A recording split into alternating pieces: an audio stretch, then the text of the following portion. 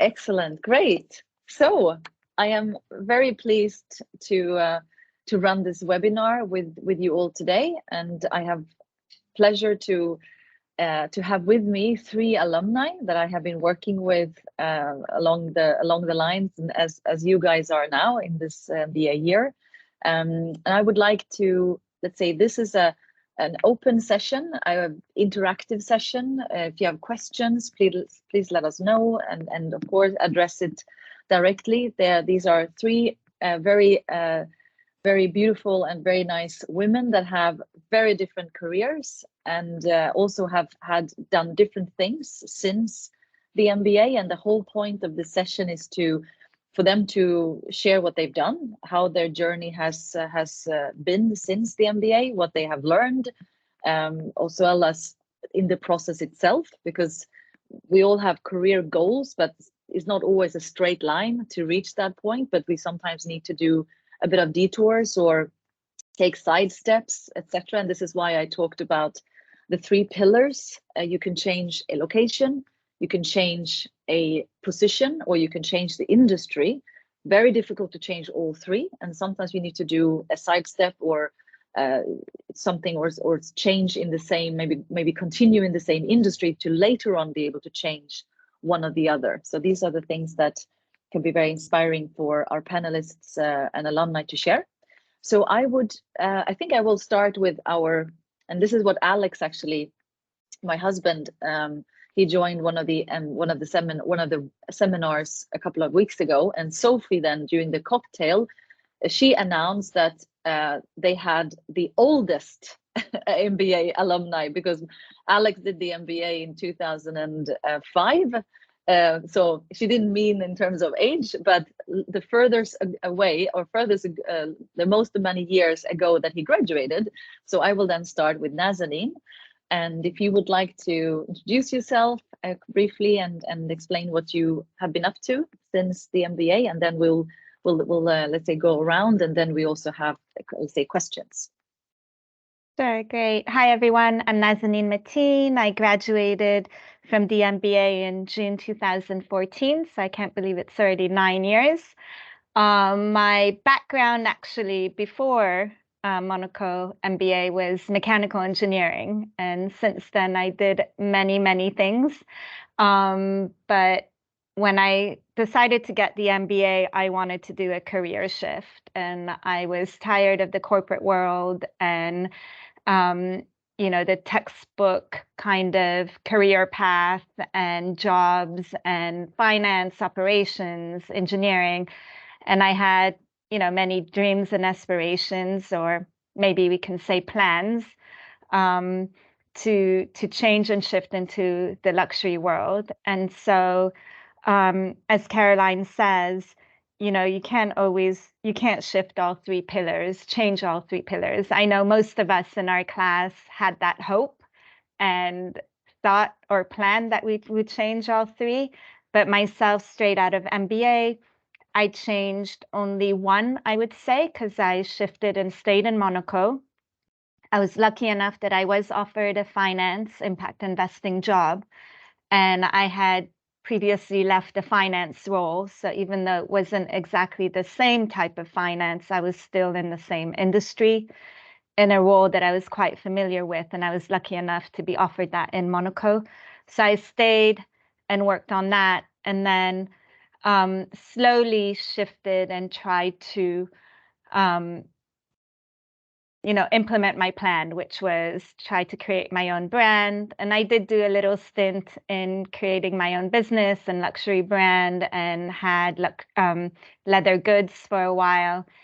And then that dream and plan fell through, and went back to what I knew I was good at. So I went back into technology and IT, and did a little bit of cybersecurity as a consultant in Monaco, and then went into back into an IT field that I was very familiar with and worked in 20 years ago. So I've been working for 23 years now, and since Monaco, 9 years. So I would say the big shift for me was really going from corporate world, working for the big names like General Electric or Oracle, and big pharma companies or medical devices into being an entrepreneur. So I may be doing the same things now for big corporates, but I'm my own boss and I'm doing it under my own company as a principal consultant for the company, because I don't want to manage a team and I don't want that managerial responsibility, and that's by choice.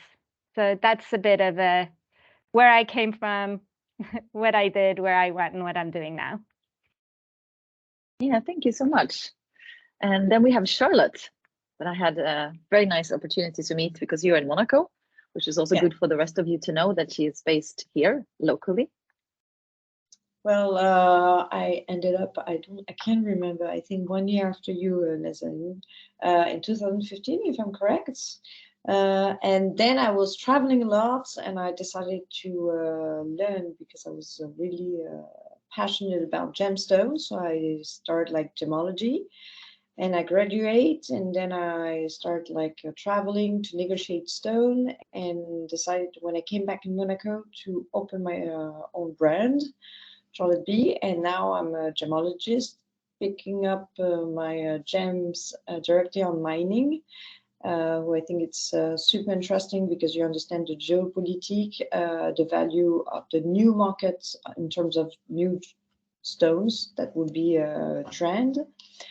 And also I make some designs. So as a startup, let's say, for 2 years now, I'm doing step by step, but I think there's like some good, some bad to be in Monaco, but it's super interesting because now I'm my own boss and I do my own schedule, but also you have to learn a little bit more your market. So there's a good part and good, and plenty of things to learn for the next years.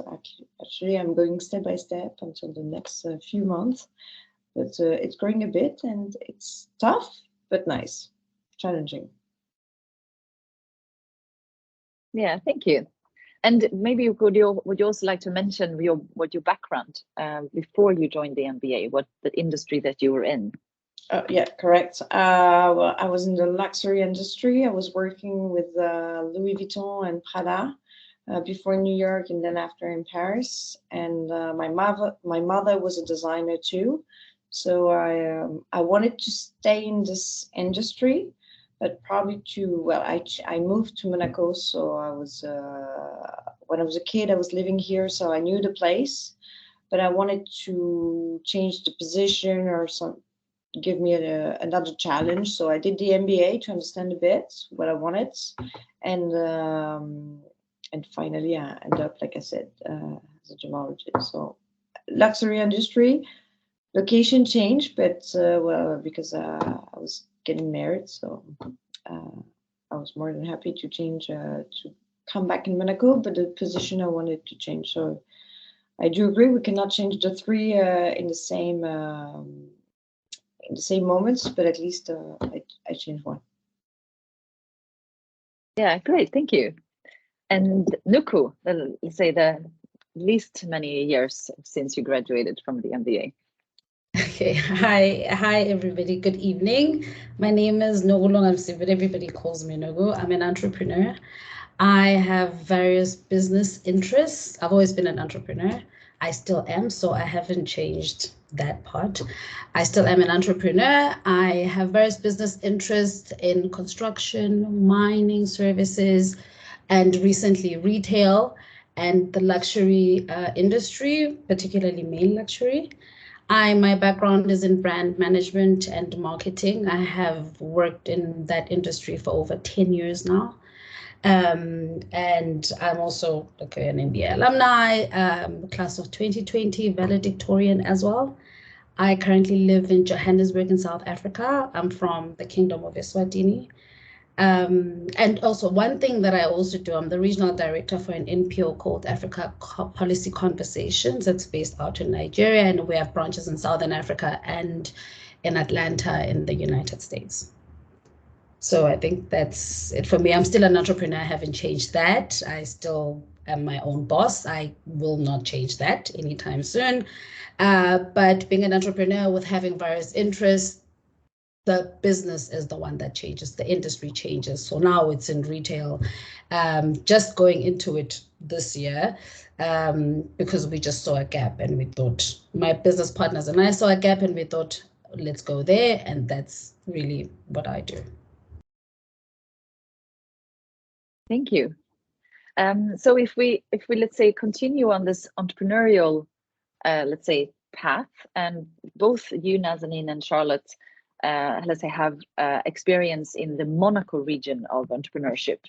If I start with you, Nazanine, what was your, let's say, experience, let's say positive and difficulties to establish a business in Monaco? Because a lot of this class this year are very entrepreneurially mindset. There are a lot of the MBAs that are interested in either setting something up or continuing doing their business over here. So what was your experience, let's say from the Monaco perspective? I think I was very lucky because there was there may still be the new business office in Monaco, and they helped me a lot to set up my business. So I think setting up a business in Monaco, if you meet a lawyer, they will make it sound very hard and expensive. If you meet the right people, you'll see it's not as difficult to do. There's definitely quotas that the country has on how many consultants, bankers, real estate agents, and so forth they will give licenses to per year. So just be aware of the quotas. Be very plan correctly when you want to apply for your license and all of that, and plan also the financials, because the type of business you open or want to open will definitely have very different financials linked to them. I did a non personnel, which has personal liability risk, but again, if you take the right insurance to cover yourself, you're fine.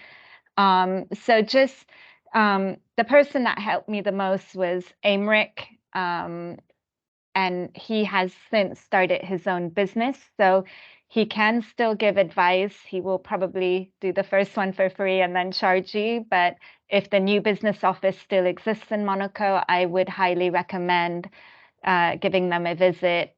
Go there prepared, know what type of industry you want to be in, what services you want to offer, and what do you want your company to offer. But the process for me was quite smooth because I had the right guidance to do it. Thank you. How has your journey been, Charlotte, in let's say setting up the, let's say, license wise and the administration, let's say, around it? Well, because you're in a very different business as well from what Nazanine was in. Yeah, another one. That can be nice, but well, it was completely different. Like, let's say that when I started, I didn't even check. I was like, okay, I opened first. I'm a SARL, so that means that you at least have to be two. When I started, I was just focused on papers and that's it. So it's probably because it didn't really check the entire picture of it. Let's say administration was is the main thing, because it's gold and it's a lot of money. So you have like the 𝗥𝗲𝗰𝗵, that it's one organization from the state that will control all the let's say all the cash that you receive, a bank transfer for a client, that you make sure that you have the KYC correctly. So it really takes a long time. And even that, since you're in gold and you make jewelry, you have your own stamp that they control, that each piece have your own stamp with another stamp that it's gold and another one from Europe. So all these little things probably at the end was, well, it was not a surprise, because probably I didn't check all that. I'm glad that I didn't, because otherwise I wouldn't probably go and jump on it, because you have to understand that has this, well, jewelry in Monaco, now you have probably the biggest ones at the Place du Casino. So you try to, well, and also to find the location is not so, like, it's expensive, it's not cheap. So you have to have the budget. So me, for the moment, I don't have, but I have a really nice réseau, let's say, people that I know that helped me, but and some articles coming up. But that was the most difficult part, I would say. I mean, like you said just before, like to set up the company, everyone can help you. I think it's easy even if you go on a website from Monaco 𝗥𝗲𝗰𝗁, they help you to prepare all the papers that you need. But then after, like you said, quota, it depends which brand and which branch you're gonna choose, and sometimes it's a little bit question of details on your name, what you will do and what you will put. It's subtlety in Monaco, I would say. Okay. Yeah, I think, Caroline, if I just add a couple things, like Yes. many businesses don't trademark their branding. You know, don't take shortcuts. Really do your study. I trademarked everything. You know, when I first set up my business, I was in luxury goods, and I learned, and I did crocodile and alligator skin. I learned the agency that I had to file every skin I brought into Monaco and I took out of Monaco. And I can tell you that building that relationship with the government, she was in awe, because she said even the luxury brands aren't filing the way we were filing with my business partner. So they may not come after you if you're not doing everything right, but they know who is not doing everything right. And that includes if you want to become a financial advisor and you help raise money on a deal, you raise an invoice, okay?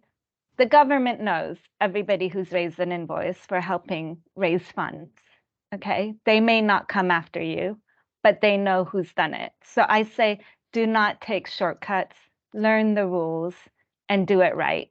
Because even if you think you're not on a radar, you are, and you don't know when you might get that letter. That's so true. there is a lot of street talk. Don't believe street talk. Don't look at what someone else might have done and they didn't, and it's okay. Do your own homework and always follow the law.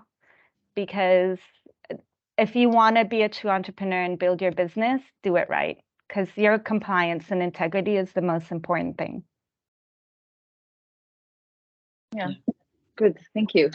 And so how did, let's say from your perspective then, Nuku, how did the MBA help or how did it translate when you came back home with an MBA from outside your country? Were you able, let's say, to leverage that, and how was it perceived?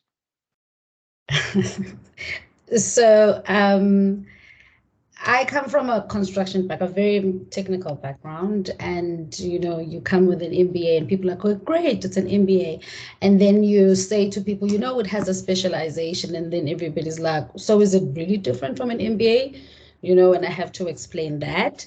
I think coming back to, it's been positive and negative. Negative in just what I've explained, in that most of the time for a lot of businesses, I never mentioned that I specialized in luxury management, simply because then it has a different connotation. It's, no one thinks of luxury management as an actual business because it's so glamorous, if I may say that. And so in industries like construction, it's not even necessary to mention that.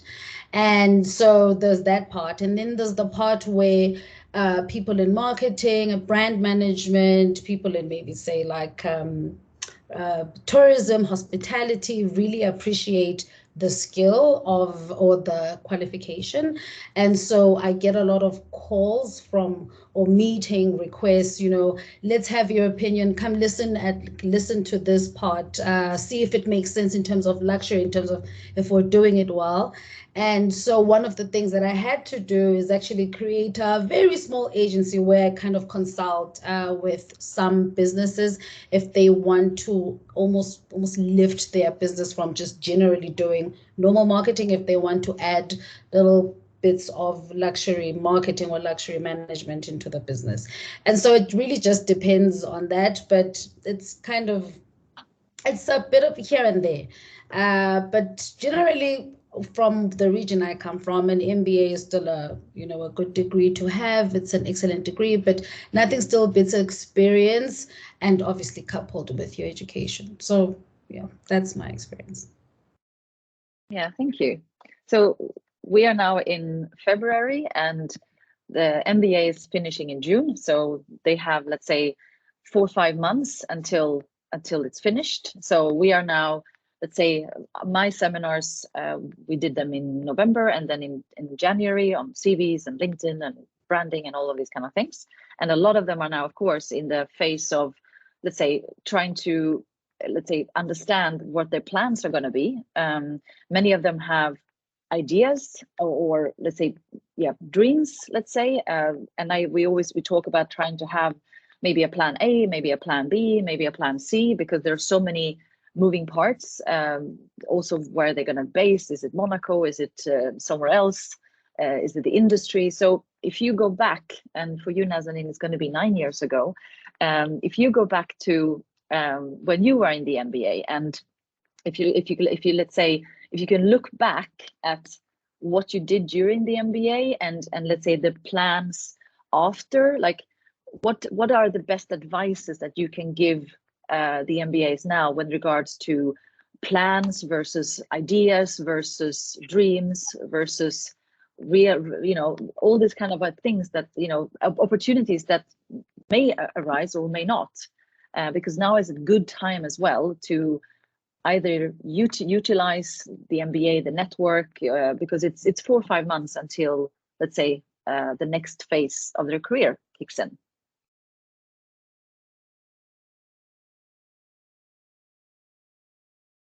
Who would you like to go first? Maybe Noku first, backwards first, no? Or okay, did you want me to go? Fine. No, it's fine. It's fine. Okay, goodness. In terms, I mean, I would say our cohort was smaller than the current cohort, and it made making relationships with people or forging relationships much easier, I would say. And especially because I believe we went even through COVID together. So it really felt like at the end, we were almost like a family. And so I would say, like, keeping in touch, I kept in touch with a lot of my classmates. I think I'm due for a visit. I think I'm supposed to go to London. I've already set up appointments with everybody that, like Juan, some of the classmates that, some of the colleagues that I had. And honestly, for me, I did everything. I studied hard. I networked and I made friends with my classmates. I went out networking. I attended the networking events. There really is, apart from that, just do it, and like do it all if you can, and do it well, and really apply yourself, and then that's it. There's really not much I could say. And also I don't have the experience of the years of, like, I don't have the 5-year experience to say, goodness, maybe if I should have done that. But for me, for now, I think do it all and do it well. Really apply yourself. Yeah. Thank you. What about you, Charlotte? Well, if you look back, what would you have done either differently or better or slightly that would have, for some reason, maybe created a different outcome? Or what were your thoughts during the MBA? Well, I think I took the plan C. Because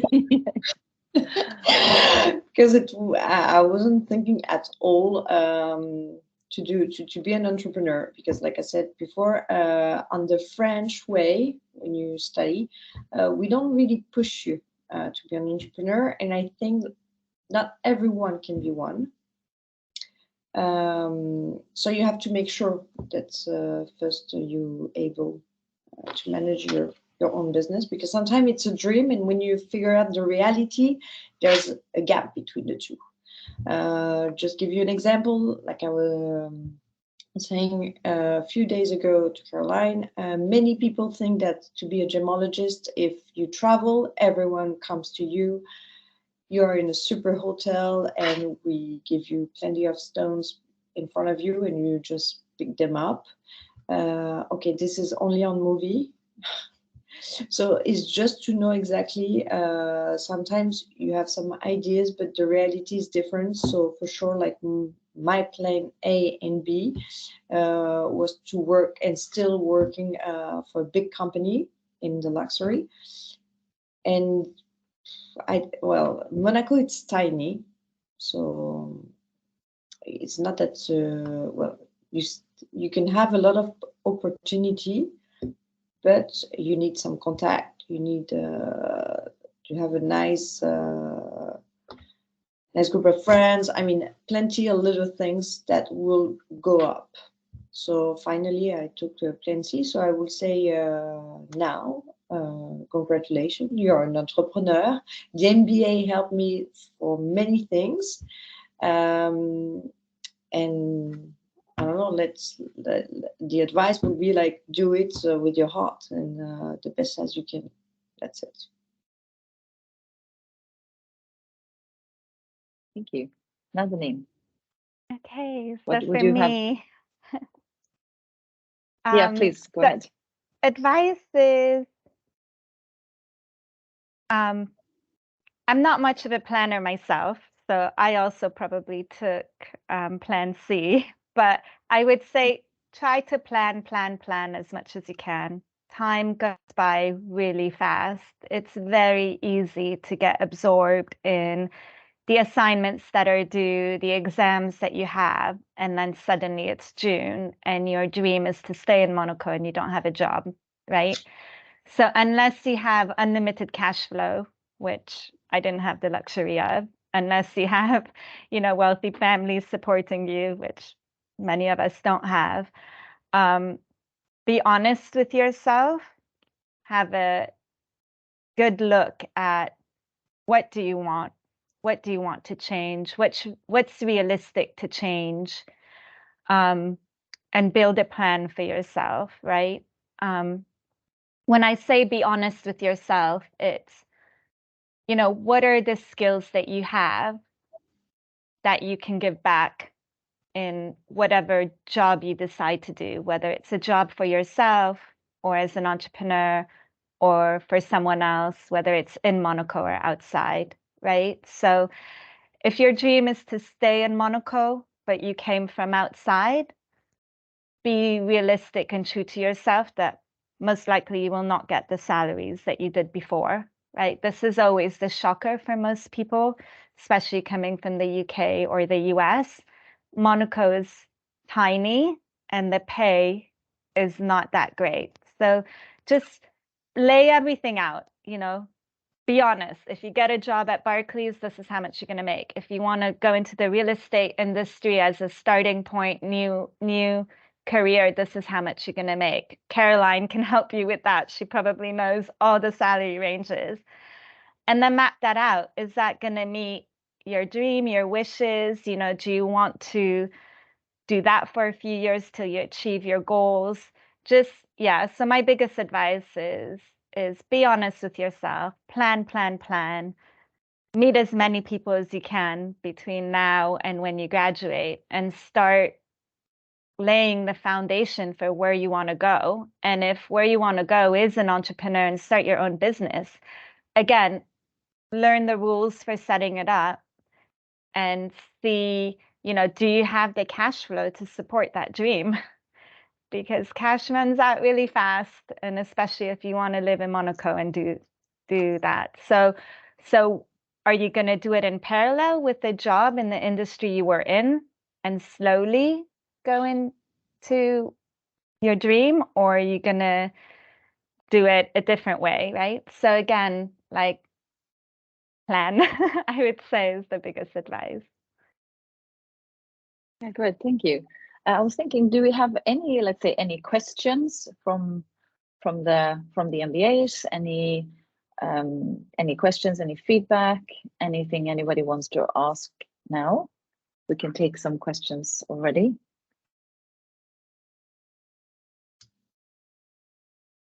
Monique, I can see you. I need to formulate my question in my head before I try and, but yes, I definitely do have lots of questions. Right, I've got one quick question in that case. For the representation for the trademark registration, did you utilize a law firm to represent you, or did you go through by yourself?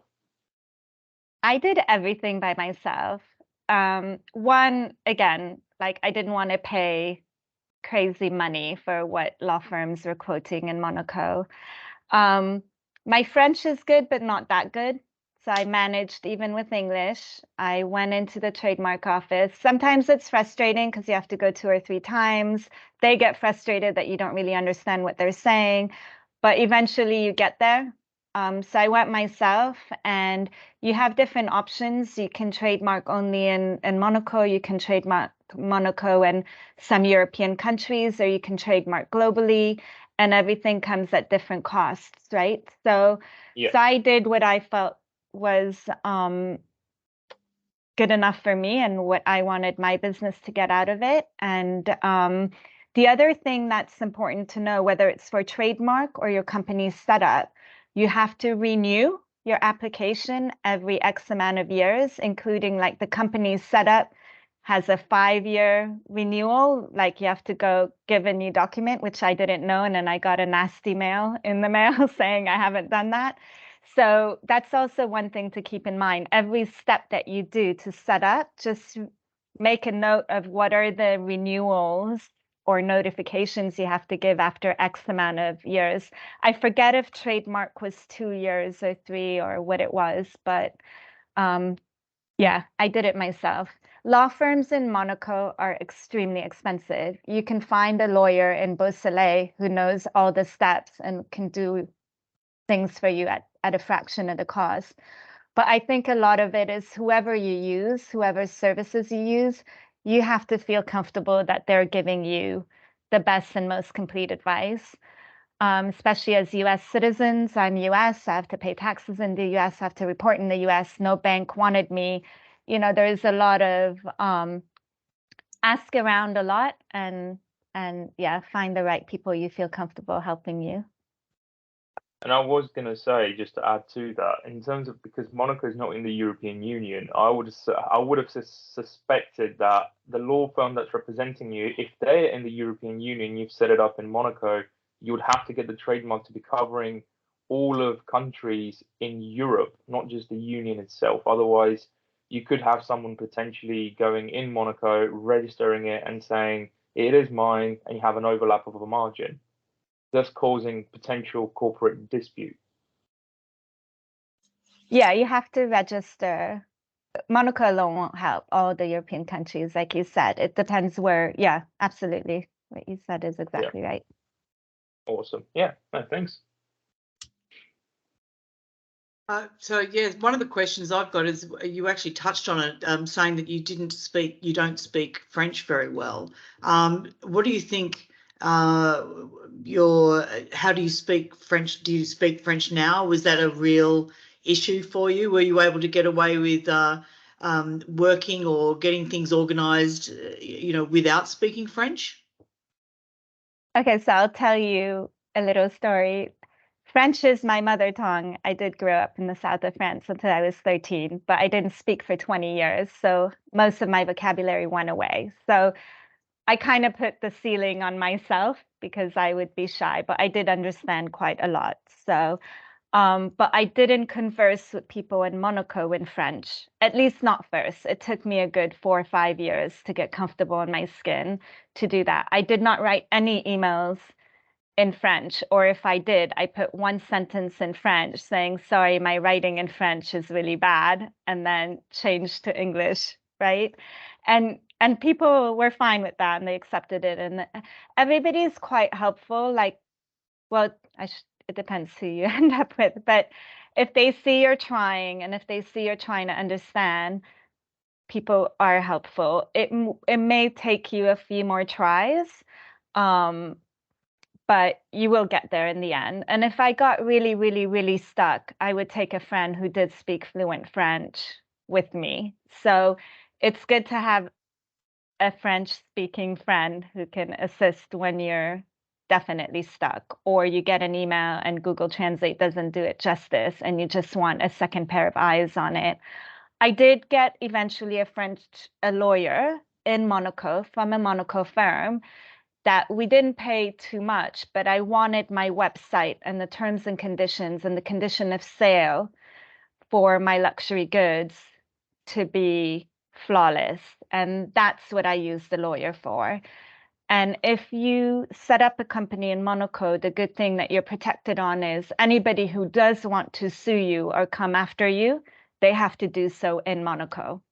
That is a really good protection that you have. At least that's what my Monaco lawyer told me and what my terms and conditions on our website were built around. So for certain things, I would say spend the money, but the other things that you can try to do yourself, I would, like the trademark or getting, certificates that I needed for my skins, or the VAT filing. I didn't get an accountant. I did it myself. It was hard, but I got there eventually. And the VAT officers, a couple do speak English and they will help you. So yeah. Thank you. Yeah, good. So if we, let's say, talk a little bit about what did you bring with you from the MBA, or what was the, let's say, not what you learned, but like what was the best best learnings or best skills that you acquired, or from the MBA year itself? If I start with you, Noku, what do you think was, let's say, when you think of the MBA now, what are the things that you are using, or that you are, the skills that you acquired that is useful for you in your business today? I would say quite a lot, since I didn't change my career. I'm still an entrepreneur.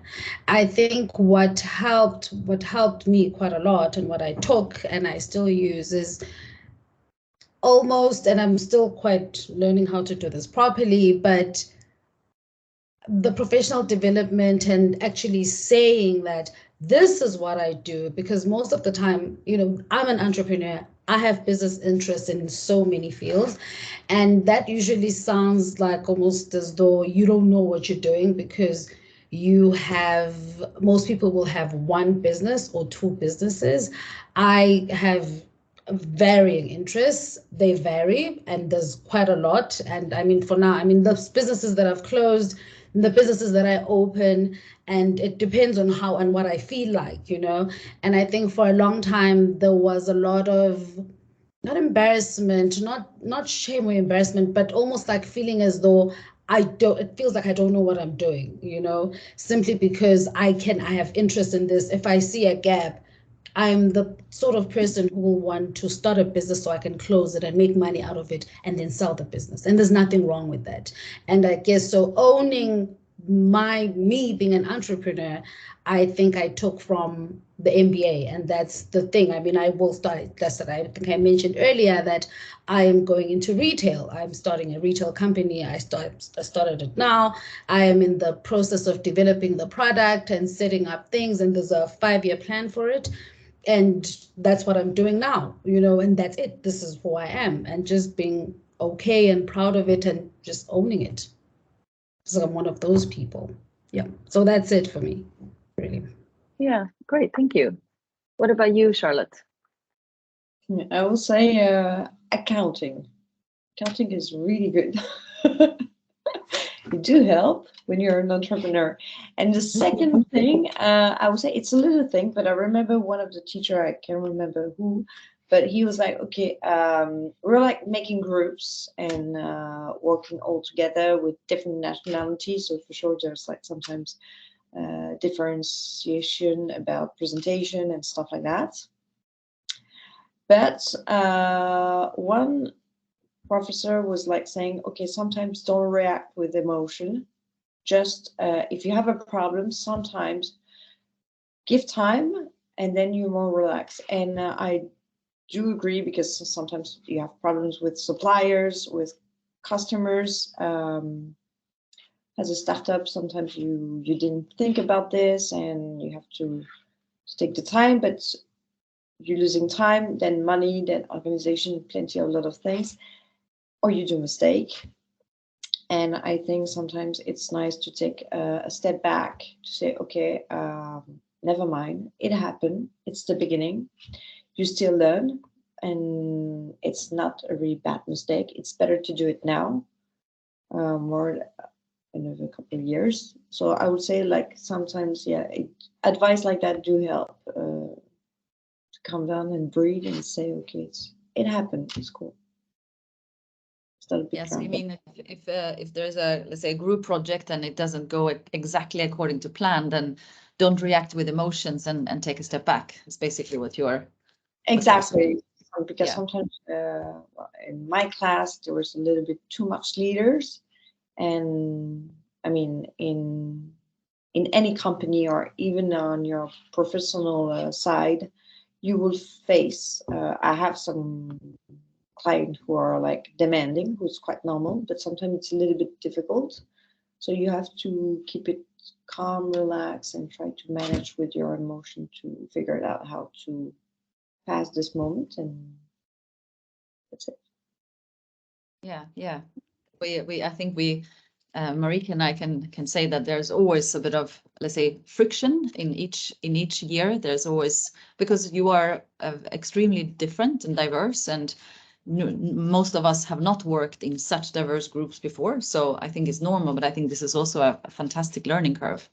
What about you, Nazanine? What you let's say, what is the biggest takeaways from your time at the MBA? Actually, it's nice because listening to Charlotte and Noku talk gave me a little bit of time to reflect on it as well. I think for me it was the human aspect and the importance of maybe networking and relationships that you build, because I was literally on a 14-year corporate treadmill working in the US with type A personalities on my way to CFO, which is not what I wanted career-wise. And, so I think it taught me to slow down and to evaluate what's important, and is it the big paycheck from a big corporate, or is it, being able to log off your computer at 6 p.m. and go for a happy hour with your friends, and being around people you want to be around with, right? The US and UK way of working is very different to the European way of working. And so I think that slow down human aspect, remember what makes you happy, I think that's,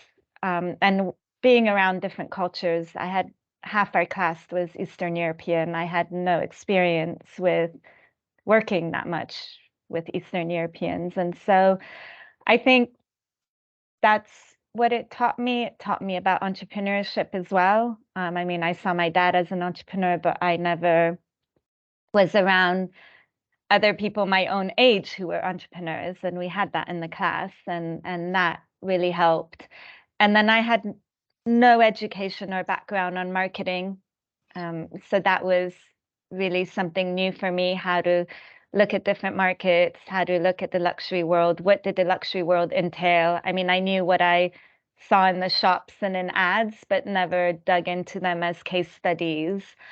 And also the way we analyze, like in our year, the luxury watch brands in Switzerland and the cluster there. And we actually won a Harvard award for our paper from Michael Porter, which was, again, like a huge, University of Monaco winning the Harvard top prize from probably the most famous professor on clusters. It was just, so I think those are kind of my biggest takeaways and proudest moments, I would say. Thank you. I think so. We have, let's say, again, I would like some questions, and I would like for the class, let's say, to be engaged and utilize the time. We have here 3 very different backgrounds and experiences. Dimitri, I know that you are, let's say, exploring career opportunities in the region, and definitely Monaco as an option as well. Let's say, what kind of questions do you have with regards to either maybe Charlotte and Nazanine, who have built their careers at a time in Monaco? Well, one of the questions that I would like to ask has basically been answered because I have a few entrepreneurial projects, but I'm afraid to dedicate time because I need financial stability to support my family. So yes, this is my primary concern, because like there are some opportunities to take this track, but yeah, is it feasible to have a corporate job and still be a successful entrepreneur in Monaco?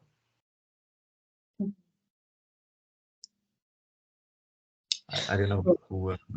Yeah, who feels ready to answer or to give it a go at least? Well, the question was to be an entrepreneur. Can you like be successful and have a corporate job at the same time? Oh, the two, yeah, I'm sure. Like, it's a question of managing your time. Like, if you well organize, I'm sure you can extract some timing for your own projects. But like Nazanine was saying, it's quite expensive. Even me, like to do an SARL, I asked for one of the big company, 𝗥𝗶𝘁𝗵, to wrote all the details. They're doing my 𝗥𝗶𝘁𝗵. So it's expensive. You have some cost.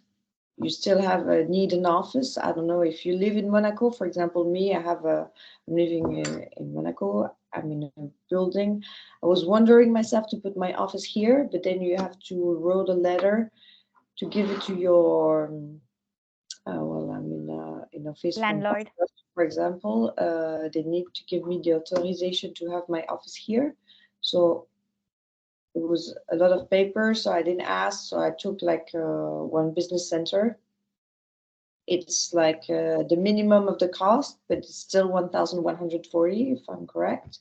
You have some in 𝗿𝗕𝗂𝗺 that are a little bit cheaper, who I think it's from the States. It's still like 700 per month. It's an obligation, so it's not in your house. So like cost like that, you can still run a business, like you can still have a job in a company, but you have to make sure that your cost on the side you can avoid them. But it's mostly not about the costs; it's about the time management and dedication. It's really Yeah. question of organization. I'd like to chime in here. I have worked but for a long time I've been an entrepreneur, and I personally, from my experience, and not in Monaco, just generally, having been on the other side where you work with a client, or say you would be my client, Dimitri, and I need you to produce, I don't know, let's say a pair of shoes, because for you it's a part-time job. It's something that you do on the side. It makes it difficult for me as a person who has contracted you, who has a contract with you. So my job then suddenly hinges on your timeline. So you will only be able to do the work over the weekend after hours because you have a full-time job, to a point where I have stopped employing or having contracts with people where their jobs are something they do on the side. And that's just giving you an insight from someone who's a full-time entrepreneur. It becomes very difficult. And although we understand, it's always nice, we want everybody to be an entrepreneur, but then it impacts your clients, which are full-time businesses. So now I have to work throughout the night. Now I'm supposed to be working on a Saturday or a Sunday. So this is something that you may also consider, unless you will be working solely on your own. Yeah, so I think it's all about time management, and something's going to have to give. Is it going to be time with your family because you're going to be doing this on the weekends or evenings? Or is it going to be that you do part-time corporate job and part-time entrepreneurship, but then that's much harder to find that corporate job that will accept that, right? But one thing that many people don't talk about in entrepreneurship, which is very important, is your mental health as an entrepreneur. It is not easy. Like I can tell you, and this is very personal, but the month that I was not able to pay my rent for the very first time in my life, that was the scariest thing, you know, but it is something you have to accept. And if you're an entrepreneur and if you have a family, that's even harder. But you know what? Those are risks that entrepreneurs take. And the bigger risk you take, the bigger reward. You just have to be mentally ready for it. Because if you're not mentally ready to take those risks, you're not going to see your business through. And I will tell you that I wasn't ready to experience more months where I couldn't pay rent. But I know entrepreneurs that have been hugely successful, you know, spent their last paycheck on a prototype and then got a deal, right? So it's something that only you will be able to answer. But if you don't have the backing of your family, and if you don't have a dual income household, it may be a different answer than if you are a dual income household and if your partner can help in the times that you're setting up. So that it's a very personal decision, but you need a certain mindset to be able to do it. Yeah, I was going to add the dual income household as well. Sorry, Nazanine, I don't know if you were done. That it helps if you have a supportive partner in terms of someone who can pay the rent, as Nazanine says, or pay for the mortgage or take the children to school if you can't, because I mean, the biggest issue that you will have as an entrepreneur, one of the biggest ones is human resources and cash flow. That's what I find. Yeah. And if I can add one thing, it's to understand Monaco. Monaco, it's little, it's small, it's tiny, but it's really special.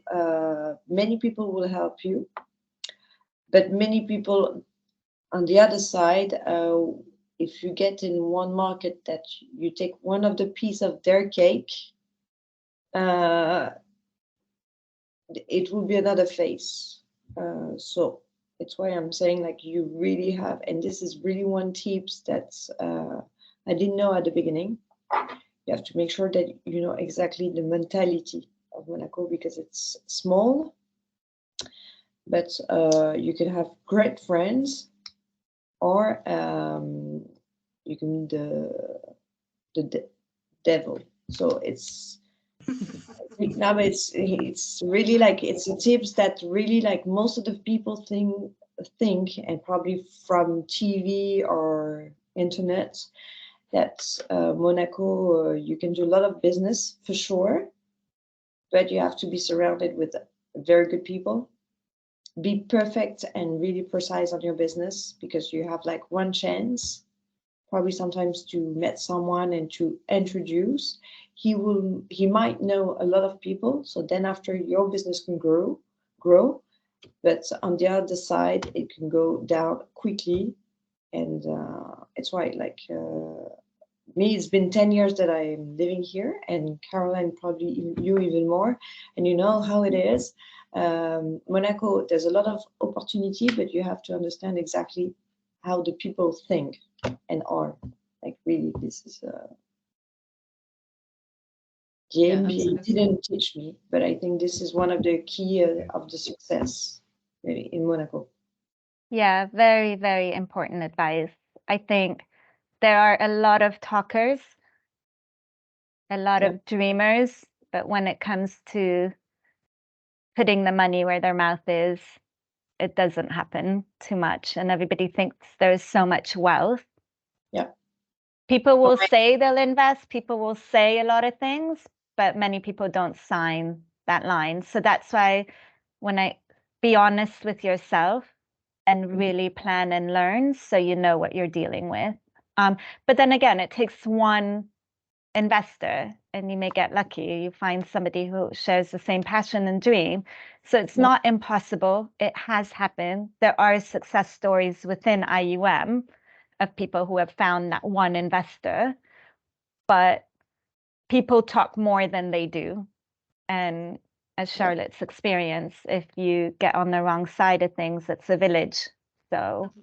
But you know what? It's funny because when I arrived in Monaco and I knew Monaco and I did the MBA, etc. Well, now it's been 10 years, and my husband is right. Like he used to tell me, like here it's like a spa. So I mean, it's a village. You get a nice car, nice restaurant, nice view. The weather is wonderful. So for sure, you don't want to stay in an office. You just want to get out, see your friends, go to the yacht club, have a coffee, etc. But what I mean at that point, many people are living a little bit over what normally they should do. So after 10 years, I can say this is really like interesting. Let's say that you will see many people have fun, but to get really an appointment and to say, okay, now the deal, we need to set up the deal. I agree with Nazanine, they will probably disappear. So it's why I'm saying, like, most of the people have this image of glamour, luxury in Monaco. It's a village, don't forget that. And second, people show what they want to show. The reality is sometimes a little bit different, but I mean, you still, and I'm saying, and you're right to mention it, you still have some opportunity. So I don't want to give some negative thoughts, but it's something really important to understand the market of Monaco, because it's a little bit like the MBA. You have nationality, plenty of them. You have the residents, I mean, who are usually living more than 6 months here. You have the one who are here but not often. So it's like really like a wave.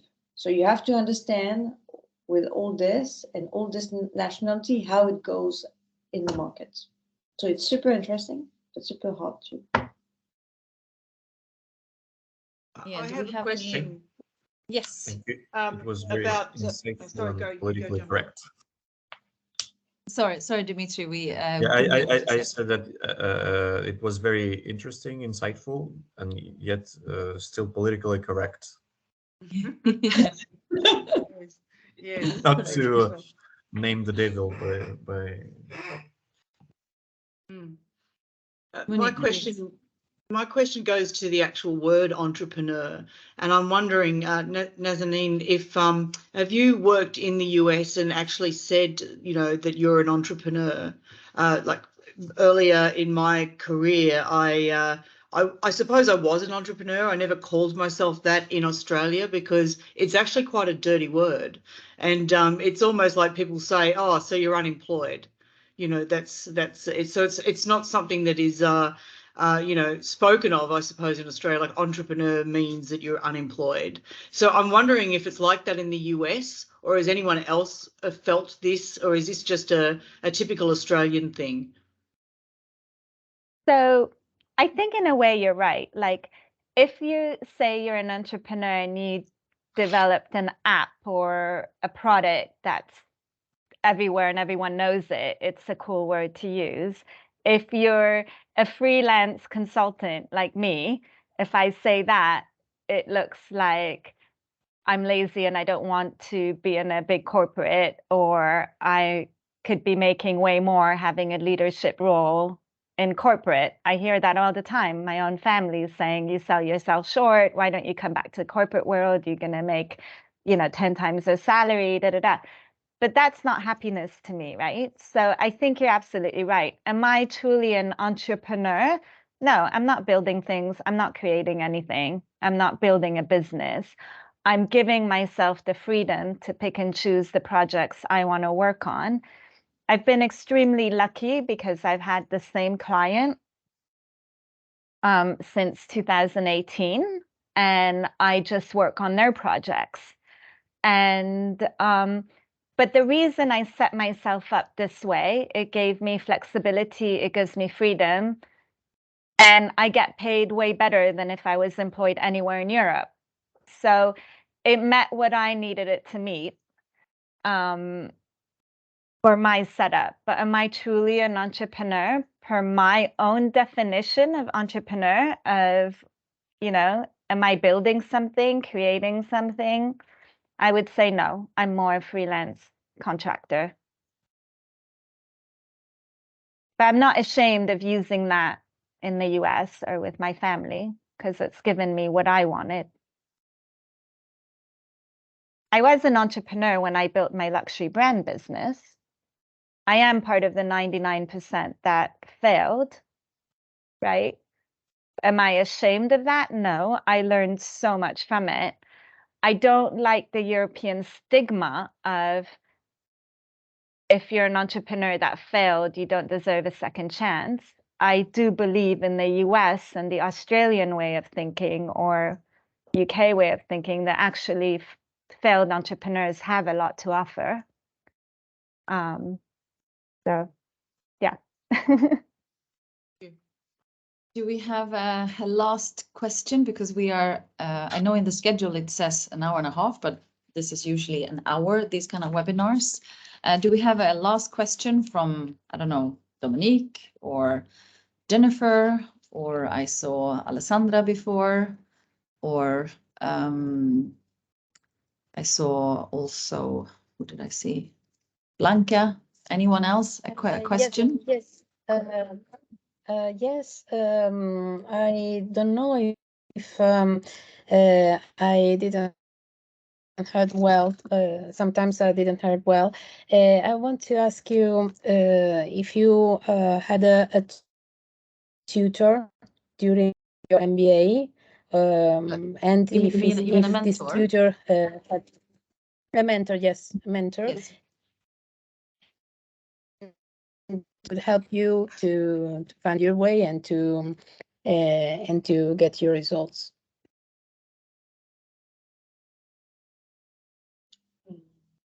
Noku, maybe you would. I would like to answer that. Did your mentor help or assist you?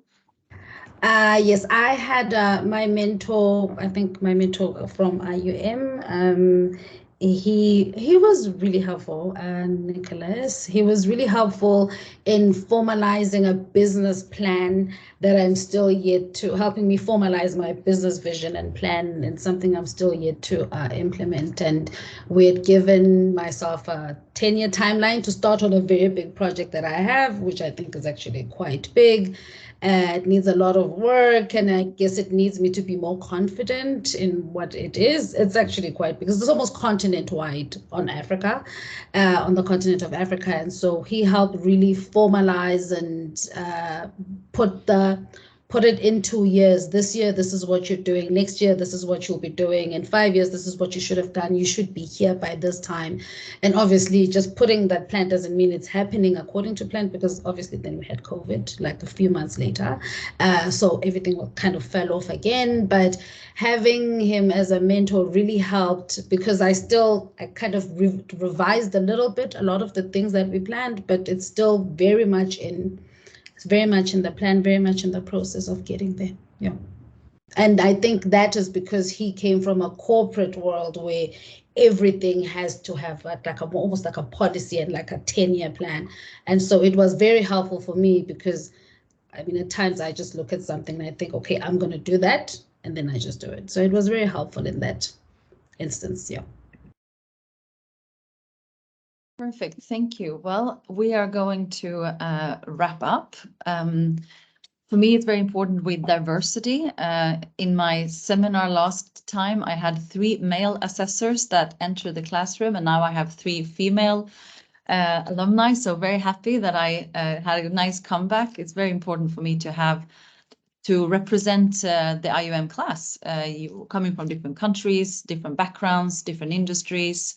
So I'm really glad, Charlotte, Nazanine, and Nuku, thank you so much for joining and for sharing your story, your expertise, your experience. I think this is very inspiring, and also for me, super inspiring to hear, and it's nice to see you again. For all of the class, thank you so much for dialing in. We have 2 more of those webinars with different themes. I'm going to bring in my colleagues at one point. I'm going to bring in HR at another point. So these are kind of, let's say, discussions and open kind of webinars that I'm going to run with you. So thank you so much. Wishing you nice evenings, and hoping to see all of you very soon. Thank you very much. Thank you. Thanks for Thank you. Bye-bye. Thank you. Bye. Thank you. Bye.